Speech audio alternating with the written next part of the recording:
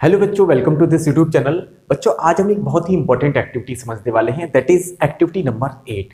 Previous videos में आपने रे डायग्राम्स अच्छे से समझे होंगे। आई होप आपने एक बार प्रैक्टिस जरूर की होगी, क्योंकि बिना प्रैक्टिस के आना बहुत ज्यादा मुश्किल है। एक बार अगर आप प्रैक्टिस कर लेंगे फिर आपको अच्छे से आ जाएंगे, आप कभी नहीं भूलेंगे। क्या? रे डायग्राम्स। अभी तक की वीडियोज में हम कॉन्वेक्स लेंस के सारे रे डायग्राम्स समझ चुके हैं। आज हम पहले एक्टिविटी नंबर 8 समझेंगे, उसके बाद हम कॉनकेव लेंस के भी रे डायग्राम्स समझने वाले हैं। ठीक है, इस एक्टिविटी नंबर 8 में क्या है, आपको क्या करना है, टेबल पर बुक रखनी है। ठीक है, पेज नंबर 183 पे दी है और चैप्टर है लाइट वाला, यानी refraction and dispersion of light. ठीक है, अब इसमें आपको क्या करना है, बुक को रखना है अपनी टेबल पे यानी बेंच पर, और आपको इतनी दूर बुक को रखना है जो कि आपकी आंखों से वो 1.5 के लगभग 1.5 मीटर की डिस्टेंस पे हो, मतलब इनफ डिस्टेंस हो। बहुत पास बुक नहीं रखनी है, थोड़ा दूर बुक रखनी है। फिर आपको क्या करना है, एक कॉन्वेक्स लेंस लेना है। कॉन्वेक्स लेंस लेंगे तो बुक को जब आप ओपन करके रखोगे तो उसमें कुछ ना कुछ वर्ड्स लिखे होंगे। तो उन वर्ड्स को अगर आप कॉन्वेक्स लेंस के थ्रू देखोगे, जब आप कॉन्वेक्स लेंस के थ्रू उन वर्ड्स को देखोगे तो उनका साइज वैसा नहीं दिखेगा जैसा वो लिखे हुए हैं। उनका साइज हो सकता है बड़ा दिखे, हो सकता है छोटा दिखे। ये डिपेंड करेगा पोजीशन पर कि लेंस की पोजीशन क्या है और आपकी आंख की पोजीशन क्या है विद रेस्पेक्ट टू लेंस। तो ये डिपेंड करता है, क्योंकि आपको मालूम है कि कॉन्वेक्स लेंस होता है, कभी वर्चुअल इमेज बनाता है, कभी रियल इमेज बनाता है। ठीक है, तो एक्चुअली जब वर्चुअल इमेज कॉन्वेक्स लेंस बनाता है तो बड़ी इमेज बनाता है। तो कई बार आपने देखा होगा कि जो कॉन्वेक्स लेंस को हम यूज करते हैं वो मैग्नीफाइंग ग्लास के नाम से भी जानते हैं, यानी जो कॉन्वेक्स लेंस है वो मैग्नीफाइंग ग्लास भी होता है। क्यों? क्योंकि जब हम उसके थ्रू ऑब्जेक्ट को देखते हैं तो ऑब्जेक्ट बड़ी दिखती है। आप कभी यूज करना, फिजिक्स लैब में आपके टीचर आपको लेंस प्रोवाइड करा देंगे, तो कॉन्वेक्स लेंस लेना, उससे जो आपकी बुक में जो लेटर्स लिखे हुए, वर्ड्स जो लिखे हुए हैं उनको देखने की कोशिश करना। वो बड़े दिखाई देंगे आपको। क्यों? क्योंकि वो मैग्नीफाइड दिखेंगे। अच्छा, एक बात बताइए, आपने प्रीवियस वीडियो में समझा होगा कि बड़ी इमेज कब बनती है, यानी मैग्नीफाइड इमेज कब बनती है? मालूम है ना आपको? जब object optical centre and focus के बीच में रखी हो। मालूम है आपको? ऑब्जेक्ट कहां रखी हो? ऑप्टिकल सेंटर और फोकस के बीच में, इन दोनों के बीच में अगर रखी होती है तो बड़ी इमेज बनती है। तो उस कंडीशन में भी वर्चुअल इमेज बनती है और बड़ी इमेज बनती है जब ऑब्जेक्ट ऑप्टिकल सेंटर और फोकस के बीच में रखी होती है। अगर आप कॉनकेव लेंस इसी जगह पर यूज करेंगे, ऐसे ही आप बुक रखेंगे और कॉनकेव लेंस को यूज करेंगे तो लेटर्स आपको छोटे छोटे दिखाई देंगे। ठीक है, अगर आपका मान लीजिए नेम लिख रहा है तो आप अपना कभी नेम लिखना नोटबुक पर और उसको लेंस से देखना, कॉनकेव लेंस के थ्रू देखना, आपका नेम छोटा छोटा दिखेगा। क्यों? क्योंकि कॉनकेव लेंस जो है वो छोटी इमेज बनाता है। हमेशा ध्यान रखना, देखो इस बात को आप अच्छे से ध्यान रखिए। कई बार आपको एमसीक्यू में आपको ये बातें काम दे सकती है कि जो कॉन्वेक्स लेंस है वो वर्चुअल इमेज, बड़ी इमेज भी बना सकता है, यानी मैग्नीफाइड इमेज भी बना सकता है, रियल इमेज भी बना सकता है। सारे केसेस हमने सीखे हैं। 6 केसेस होते हैं किसके? कॉन्वेक्स लेंस के। 6 डिफरेंट डिफरेंट केसेस होते हैं। लेकिन जो कॉनकेव लेंस होता है हमेशा छोटी इमेज बनाता है, हमेशा वर्चुअल इरेक्ट और छोटी इमेज बनाता है, हमेशा। अगर मैं आपसे कहूं name a lens which always formed diminished image, हमेशा छोटी, कौन सा? Concave lens. समझ रहे हो? कौन सा वाला लेंस? ऐसा वाला लेंस। ये जो लेंस है ना, ये हमेशा छोटी बनाता है। अब आपके टीचर आपसे पूछे कि कौन सा लेंस है जो बड़ी भी बना सकता है, छोटी भी बना सकता है, आप कहेंगे सर कॉनकेव नहीं, कॉन्वेक्स। कॉनकेव तो हमेशा छोटी बनाता है ना। ये जो लेंस है कभी छोटी भी बनाएगा, कभी बड़ी भी बनाएगा। समझ रहे हैं? समझ रहे? कौन सा वाला? कॉन्वेक्स लेंस जो है वो कभी बड़ी भी बनाता है, कभी छोटी बनाता है। ये डिपेंड करता है पोजीशन पर कि आपने क्या पोजीशन ली है, मतलब ऑब्जेक्ट की क्या पोजीशन है, लेंस की क्या पोजीशन है, इस पर डिपेंड करता है, यानी ऑब्जेक्ट डिस्टेंस पे डिपेंड करता है। लेकिन ये जो लेंस है ये हमेशा छोटी इमेज बनाता है, इस बात का आप लोगों को ध्यान रखना है। तो एक्टिविटी नंबर 8 में यही है। ठीक है, बात आप समझ रहे हैं? अब कॉनकेव लेंस के बारे में कुछ हम रे डायग्राम्स अच्छे से समझने वाले हैं। ये कॉनकेव लेंस बनाया है, ठीक है, बहुत अच्छे से आप लोग समझना। इसका तो बड़ा इजी सा है, केवल 2 केसेस हैं, बस 2 केसेस है। आपकी बुक में 3 बनाए हैं लेकिन वो डिफरेंट डिफरेंट पोजीशन ली है ऑब्जेक्ट की, लेकिन केवल 2 ही केस होते हैं, 2 ही केस होते हैं हमेशा। देखो अच्छे से ध्यान रखना आपको कैसे बनाना है। ये हमने कॉनकेव लेंस बना लिया, समझ रहे हैं? बड़ा इजी सा है। और इस तरीके से हमने डॉटेड लाइन से यहां पर ऑप्टिकल सेंटर बना लिया और ये हो गया हमारा प्रिंसिपल एक्सिस। समझ रहे हैं क्या है ये? Principal axis. मान लीजिए ये f है, ये ट्वाइस ऑफ f1 है, ये f2 है एंड ये ट्वाइस ऑफ f2 है। बात को जरा अच्छे से समझना माय डियर स्टूडेंट्स। अब आपको क्या करना है, प्रिंसिपल एक्सिस पे कहीं भी ऑब्जेक्ट रख लो, कहीं भी रख लो, रख लें, चलो आप बताओ कहां रख लें, F1 और इन दोनों के बीच में रख लो, चलो रख ली।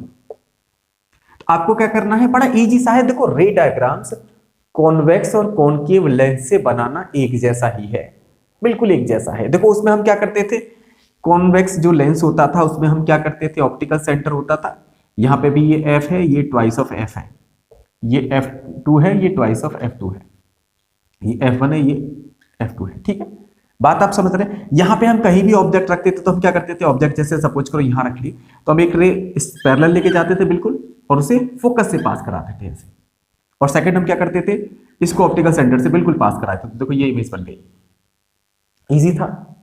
यहां पे क्या करना है, बिल्कुल सेम है, पैरेलल लेके जाओ ऐसे रे, बिल्कुल एकदम सीधी। अच्छा एक बात मालूम है ना, ये तो कन्वर्जिंग लेंस है, कौन सा वाला, ये वाला तो कन्वर्जिंग है, और ये कौन सा है, डाइवर्जिंग है, यानी रेस को डाइवर्ज करता है, दूर दूर कर देता है, तो कर दो दूर, ऐसे दूर चला जाएगी। इसको बैक में प्रोड्यूस करोगे ना तो ध्यान रखना ये फोकस पे मीट करेगी, समझ रहे हैं आप।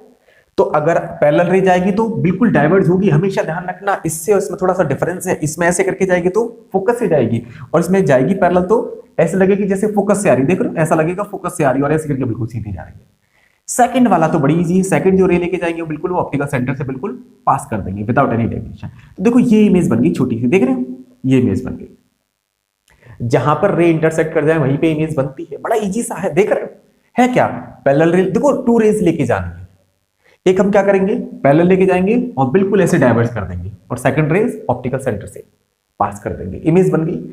अब एक बात बताओ, क्या ये इमेज सीधी है, बिल्कुल सीधी है, सीधी है ना, तो कौन सी है, ये वर्चुअल, देखो इधर बनेगी तो रियल बनेगी, इधर बनेगी तो कैसी बनेगी, वर्चुअल। तो कैसा इसका नेचर क्या है, क्या है इसका नेचर, वर्चुअल। वर्चुअल के साथ आपको रेक्ट भी लगाना है, एंड डिमिनिश्ड, बोलो हाँ या ना, डिमिनिश्ड। डिमिनिश्ड क्यों है, छोटी है, डिमिनिश्ड को स्मॉलर भी बोलते हैं, बड़ा इजी सा नेचर हो गया, समझ रहे हो, ऑप्टिकल सेंटर और फोकस के बीच में बन रही है, इजी है। अच्छा एक और बात जरा सुनो, अब कोई और पोजीशन लेके चलते हैं, कोई और पोजीशन से हम बनाते हैं इसी इमेज को, देखते हैं कैसी बनती है, ऑप्टिकल सेंटर और F1, और ये ट्वाइस ऑफ F1, और ये हो गया F2 and twice of F2, बात आप समझ रहे हैं, क्लियर है।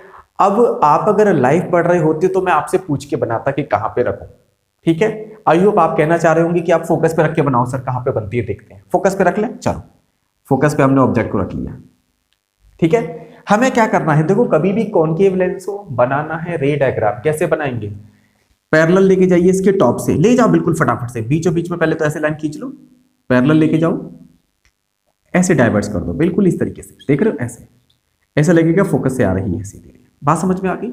सेकंड रे आपको क्या करना है, ऑप्टिकल सेंटर से पास कर देनी है, कर दी। अब देखो यहीं पे इंटरसेक्ट हो गई रे, बन गई, नेचर क्या है, बिल्कुल सेम नेचर आएगा, ये टी बनाया था हमने, बिल्कुल सेम नेचर आएगा, क्या है देख रही हो, वर्चुअल है, इधर बन रही है तो वर्चुअल है, इरेक्ट है, डिमिनिश्ड है, क्लियर है। तो केवल इसके टू केस हैं, प्रिंसिपल एक्सिस पे कहीं भी रख लेना, अभी हमने F1 और ट्वाइस ऑफ F1 के बीच में रखी तब भी यही नेचर आया, फोकस पे रखी तब भी यही नेचर आएगा, तो प्रिंसिपल एक्सिस पे कहीं भी रखी हो सेम नेचर आएगा, कैसा नेचर आएगा, बिल्कुल सेम यही नेचर आएगा, प्रिंसिपल एक्सिस पे कहीं भी रख लेना सेम नेचर आएगा। अच्छा एक और बिल्कुल बहुत दूर अगर हम रखते हैं तो क्या होता है, एक बार देखें, बहुत दूर रख लेते हैं इमेज इसको, ऑब्जेक्ट को, जैसे ये मान लीजिए कॉनकेव लेंस है, ये ऑप्टिकल सेंटर है, ये बिल्कुल बीचों बीच से हमने ये बना दिया, ये F हो गया और ये ट्वाइस ऑफ F हो गया, ये F2 हो गया और ये ट्वाइस ऑफ F2 हो गया, बात आप समझ रहे हैं, ट्वाइस ऑफ F2। हमने ऑब्जेक्ट बना दी बहुत दूर, यानी बिल्कुल इन्फिनिटी पर, यानी ऑब्जेक्ट अगर मान लीजिए बहुत दूर है इन्फिनिटी पे है तो कैसे आएगी, ये ऑब्जेक्ट है मान लो, यहां से रे आएगी, पैरेलल आएगी, कैसे जाएगी, ऐसे जाएगी जैसे फोकस से आ रही है, बताओ, यहां से भी एक रे आ रही है ऐसे पैरेलल आ रही है, इसमें भी ऐसे जाएगी, ये भी ऐसा लगेगा फोकस से आ रही है, जो है इमेज कहां बनेगी बताइए, जब ऑब्जेक्ट इन्फिनिटी पे होगी तो इमेज कहां बनेगी, फोकस पे बनेगी। नेचर क्या होगा, बिल्कुल सेम नेचर, वर्चुअल, इरेक्ट और डिमिनिश्ड। इसमें आप एक और चीज लिख सकते हो, हाईली डिमिनिश्ड, क्योंकि जब ये जो देखो एक बात जरा सुनो, ये जो इमेज बन रही है ना आपको दिख रही है, एरो दिख रहा है ना आपको, ये दिख रही है, यानी हमें दिख रही है ये इमेज, लेकिन यहां पे दिख नहीं रही, मतलब यहां पे पॉइंट साइज बनेगी। तो अब आप फाइनली केवल टू थिंग्स याद कर लीजिए, प्रिंसिपल एक्सिस पे कहीं भी ऑब्जेक्ट रखी हो तो ऑब्जेक्ट ऑप्टिकल सेंटर और फोकस के बीच में बनेगी। नेचर क्या होगा? Virtual, erect, diminished. क्या नेचर होगा? Virtual, erect and diminished. बात आप समझ रहे हैं? और अगर इन्फिनिटी पे ऑब्जेक्ट होगी तो कहां पे बनेगी? फोकस पे बनेगी। नेचर क्या होगा? वर्चुअल, इरेक्ट, हाईली डिमिनिश्ड, तब बहुत छोटी बनेगी। इतनी सी बात आपको ध्यान रखनी है। ये कॉनकेव लेंस के नेचर है। ठीक है, बात आपको समझ, केवल टू ही केस है। प्रिंसिपल एक्सिस पे कहीं भी रख लेना ऐसा ही नेचर आएगा, तो कहीं भी रख के बुला लेना सेम आपका नेचर आने वाला है। बात आप समझ गए? इजी है ना? टॉपिक समझ में आ रहा होगा आपको। अब एक्टिविटी 9th वाली और समझ लेते हैं। एक्टिविटी नंबर 9, आपने 7th में समझा होगा, कॉनकेव मिरर से आपने एक एक्सपेरिमेंट किया होगा। कहा इसमें 7th क्लास में जिक्र का, मतलब 7th क्लास में आपने ऐसा कुछ किया होगा, है बुक में आपकी में। आपका अगर कोई फ्रेंड हो, कोई आपका भाई बहन हो, कोई सिस्टर ब्रदर, अगर वो छोटी मतलब 7th क्लास में पढ़ते हैं, आपका कोई फ्रेंड है जो 7th क्लास में पढ़ता है, उसकी बुक में देखना एक एक्सपेरिमेंट उसमें भी है। उसमें कॉनकेव मिरर से किया है और यहाँ पे आपको कॉन्वेक्स लेंस से करना है। देखो बड़ा इजी सा एक्सपेरिमेंट है। क्या एक्सपेरिमेंट है? आपको क्या करना है मैं समझा देता हूं इसको, थोड़ा ध्यान से आप लोगों को समझना है क्या? बहुत अच्छे से आप लोगों को समझना है। इसमें क्या है कि ये मान लीजिए स्टैंड है, ठीक है। आपको क्या करना है, यहां पर एक कॉन्वेक्स लेंस लगाना है। ये आपने कॉन्वेक्स लेंस लगा दिया, समझ गए? बात आपको समझ में आ रही है? यहां पर आपको एक कैंडल लगानी है, कैंडल। ये मान लीजिए इस पे कैंडल आपको लगानी है, ये समझ रहे हैं आप? ये कैंडल, ये कैंडल है।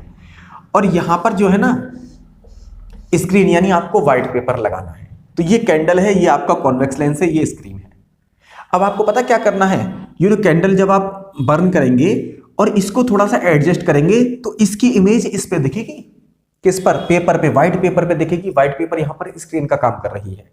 तो ये कॉन्वेक्स लेंस आपको लेना है और यहां पे इसको ना थोड़ा सा पास दूर करना, एडजस्ट करना। एडजस्ट ऐसे करना है जो कि इसकी इमेज इस पे दिखने लगे और एकदम बिल्कुल साफ दिखने लगे। तो वहीं पे इसको रोक देना। ये जो है ना स्क्रीन, ये जो है ना मूव हो सकती है, यानी एडजस्टेबल होती है।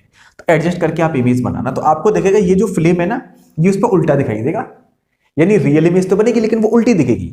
यानी जो कैंडल है वो उल्टी दिखाई देगी, यानी रियल इमेज हमेशा इन्वर्टेड बनती है। और आपको एक और बात मालूम है ना, रियल इमेज वो होती है जो स्क्रीन पर ऑब्टेन होती है। तो रियल इमेज अगर यहां पे बन रही है तो स्क्रीन पर बन रही है तो हमेशा उल्टी ही बनती है, यानी रियल इमेज हमेशा इन्वर्टेड होती है। और वर्चुअल इमेज जो होती है हमेशा इरेक्ट होती है। अगर आप इसमें कॉन्वेक्स की जगह कॉनकेव लेंस लोगे, फिर आप इसको कितना भी एडजस्ट कर लेना, इसकी इमेज आपको इस पे दिखेगी नहीं। क्यों नहीं दिखेगी पता? क्योंकि वो रियल इमेज बनाता ही नहीं है, यानी कॉनकेव लेंस कभी भी रियल इमेज नहीं बनाता। और रियल इमेज अगर नहीं बनाता तो स्क्रीन पे आएगी नहीं। वर्चुअल इमेज कभी भी स्क्रीन पे नहीं बनती है। तो अगर हम कॉन्वेक्स लेंस लेंगे तो इस पे इमेज दिखेगी और वो दिखेगी उल्टी, यानी इन्वर्टेड इमेज दिखेगी। और अगर हम यहाँ पे कॉनकेव लेंस लेते हैं तो इमेज नहीं बनेगी स्क्रीन पर। बात आपको समझ में आ गई? ठीक है, क्लियर है? आई होप ये टॉपिक आपको समझ में आया होगा। अब एक और बात जरा समझते हैं, टोटल इंटरनल रिफ्लेक्शन के बारे में भी एक बात समझ लेते हैं। डू यू नो में आपको दिया है, इंपॉर्टेंट टॉपिक है। जल्दी से मैं आपको बता देता हूं, फिर ये आपका चैप्टर कंप्लीट हो जाएगा। ठीक है, इसके फिर एप्लीकेशन तो आप लोग खुद याद कर लेंगे। ठीक है, एक्चुअली हमारी डेली लाइफ में कई बार टोटल इंटरनल रिफ्लेक्शन होता है। मिराज फॉर्मेशन में आप जो है फिनोमेना में मिराज फॉर्मेशन होना, जैसे डेजर्ट में हमें लगता है बहुत दूर देखे तो पानी पानी सा है। कभी आपने शायद नोटिस किया हो, आप धूप में जा रहे हो, मतलब जैसे मान लो गर्मी का मौसम है और आप बहुत दूर रोड को देख रहे हो, तो वहां पे आपको ऐसा लगेगा कि जैसे पानी पानी सा है, लेकिन आप पास जाकर देखो तो वहां पे वो नहीं दिखता है। इसको मिराज फॉर्मेशन कहते हैं। ठीक है, तो उसकी वजह से भी वो होता है, टोटल इंटरनल रिफ्लेक्शन की वजह से हमें ऐसा वो दिखता है। अब ये टोटल इंटरनल रिफ्लेक्शन क्या होता है, ये टॉपिक और अच्छे से समझ लो, बिल्कुल इंपॉर्टेंट है। जरा देखो, एक्चुअली आपको अच्छे से मालूम होगा कि ये मान लीजिए डेंसर मीडियम है, डेंसर, और ये है रेयरर मीडियम। डेंसर मीडियम वो मीडियम होता है जिसमें लाइट की स्पीड स्लो होती है, रेयर मीडियम में लाइट की स्पीड ज्यादा होती है, मालूम है। और एक और बात मालूम है आपको कि अगर ये डेंसर, ये नॉर्मल हमने बना लिया, डेंसर मीडियम से रेयर मीडियम की तरफ अगर लाइट जाती है तो लाइट अवे फ्रॉम नॉर्मल जाती है, मालूम है ना आपको। डेंसर से रेयर में जाएगी तो अवे फ्रॉम नॉर्मल जाएगी। देखें एक बार कैसे जाएगी, इस तरीके से मान लीजिए लाइट रे आई तो ये कैसे जाएगी, अवे फ्रॉम नॉर्मल जाएगी। इसको जाना चाहिए था बिल्कुल सीधे, लेकिन ये अवे फ्रॉम नॉर्मल जाएगी। समझ रहे हैं आप? बिल्कुल एकदम स्ट्रेट लाइन बनानी है, ठीक है, स्ट्रेट बिल्कुल एकदम सीधी, ठीक है, इस तरीके से बिल्कुल बात आपको समझ में आनी चाहिए, ठीक है। ये बिल्कुल एकदम आपकी सीधी रे होगी, बिल्कुल ठीक है। आपको क्या करना है, इस तरीके से जाएगी बिल्कुल सीधी, और लेकिन ये कैसे जाएगी, अवे फ्रॉम नॉर्मल जाएगी। अगर हम इस रे को ऐसे करके लेके आते तो थोड़ा सा और ये डाइवर्ज होती, इस तरीके से जाती, क्योंकि सीधी तो नहीं जाती है, ये अवे फ्रॉम नॉर्मल जाती, और हम ऐसे लेके आते तो इस तरीके से जाती। तो मतलब कहने का ये है कि इस कंडीशन में जब हम एंगल ऑफ इंसिडेंट को बढ़ा रहे हैं तो ज्यादा एंगल ऑफ इंसिडेंट जब हो जाएगा तो रे ऐसे करके आएगी वो, और वो बाउंड्री ऑफ द सरफेस है ना, इसकी बाउंड्री पे चली जाएगी ये जो रे है। तो बात आप समझ रहे हो, यानी अगर हम ऐसे लेके आएंगे तो वो हो सकता है ऐसे चली जाए, ठीक है। अगर हम एंगल ऑफ इंसिडेंट को थोड़ा सा और बढ़ाएंगे तो वो इस तरीके से जाएगी, लेकिन और बढ़ाएंगे तो हो सकता है वो बिल्कुल सरफेस के अलोंग चली जाए। तो इस कंडीशन में एंगल ऑफ इंसिडेंट को हम बोलते हैं क्रिटिकल एंगल। कौन सा एंगल बोलते हैं, क्रिटिकल एंगल। कब बोलते हैं क्रिटिकल एंगल, मेरी बात को जरा समझना, इंपॉर्टेंट टॉपिक है, थोड़ा सा समझना अच्छे से। ये क्रिटिकल एंगल क्या होता है, जब रे यानी जो रिफ्रैक्टेड रे है वो 90 डिग्री का एंगल बनाते हुए अलोंग द सरफेस चला जाए तो एंगल ऑफ इंसिडेंट को हम क्रिटिकल एंगल कहते हैं। यानी अगर एंगल ऑफ इंसिडेंट ये वाला जो है ना, इसको हम कहेंगे क्रिटिकल एंगल। क्यों कहते हैं क्रिटिकल एंगल, क्योंकि अगर एंगल ऑफ इंसिडेंट जो है ना, ये यहां से लाइट जो है रिफ्रैक्ट होने के बाद अलोंग द टू सरफेस चलेगी, यानी सरफेस पे जा रही है, देख रहे हो, यानी एंगल ऑफ रिफ्रैक्शन यहाँ पे 90 डिग्री का है। तो अब इस कंडीशन में एंगल को हम कहते हैं क्रिटिकल एंगल। बात आप समझ रहे हो, यानी जब कब होगा क्रिटिकल एंगल, जैसे ये डेंसर मीडियम है और ये रेयर मीडियम है। अब एक बात बताओ, इस तरीके से ये नॉर्मल बना है मैंने अभी, ये नॉर्मल है, ठीक है, ये नॉर्मल है। बात आप समझना, अगर अभी ये रे आई और ये ऐसे चली गई तो क्या इसको आप क्रिटिकल एंगल कहोगे, बिल्कुल नहीं कहेंगे, ये क्रिटिकल एंगल नहीं है। कौन सा क्रिटिकल एंगल होगा, इस तरीके से आए रे और बिल्कुल सरफेस के अलोंग चली जाए रिफ्रैक्टेड रे, तो अब एंगल ऑफ इंसिडेंट को, इस वाले एंगल को आप क्रिटिकल एंगल कहोगे। तो बात आपको समझ में आ रही है, क्रिटिकल एंगल समझ में आ गया ना, क्लियर है। अगर क्रिटिकल एंगल से भी ज्यादा एंगल ऑफ इंसिडेंट हो जाए, यानी अब रे और थोड़ा दूर से इस तरीके से आए तो ये रे उसी मीडियम में वापस चली जाती है। इस फिनोमिना को कहते हैं टोटल इंटरनल रिफ्लेक्शन। क्या डेफिनेशन देंगे, when angle of incident become more than critical angle then the refracted ray go back in the same medium, then this phenomena is called total internal reflection। यानी total internal reflection में क्या होता है, angle of incident जो है ना critical angle से भी ज्यादा हो जाता है। क्रिटिकल एंगल होता है तो रे ऐसे जाती है बिल्कुल नॉर्मल, मतलब बिल्कुल परपेंडिकुलर बनाते हुए ऐसे सीधे ऐसे, लेकिन जब क्रिटिकल एंगल से भी ज्यादा एंगल ऑफ इंसिडेंट हो जाएगा तो रे उसी मीडियम में वापस चली जाती है। जैसे देख रहे हो, ये रे आई है और ऐसी चली गई उसी मीडियम में। इस फिनोमिना को बोलते हैं टोटल इंटरनल रिफ्लेक्शन। बात आपको समझ में आ गई, ठीक है। कोई डाउट हो पूछ लेना, एक बार आपके लिए लाइव वीडियो भी मैं लेके आऊंगा, उसमें आप अपने डाउट्स मुझसे पूछ सकते हैं, ठीक है। इसके एप्लीकेशंस तो आपको मालूम होंगे, कैमरे में और मैग्नीफाइंग ग्लास जो होते हैं बहुत जगह हमारी डेली लाइफ में यूज में आते हैं, ठीक है। टेलीस्कोप वगैरह में भी ये जो कॉन्वेक्स लेंस है इनका यूजेस होता है। एक बार आप यूजेस अच्छे से पढ़ लीजिएगा। ये हमारा चैप्टर कंप्लीट हो गया है, ठीक है। अब इसके मैं आपको क्वेश्चन आंसर्स कराऊंगा, ठीक है, नेक्स्ट वीडियो में। Thank you so much my dear students, have a nice day. और एक और रिक्वेस्ट है आपसे, प्लीज चैनल को जरूर आप सब्सक्राइब कर देंगे। Thank you so much, have a nice day.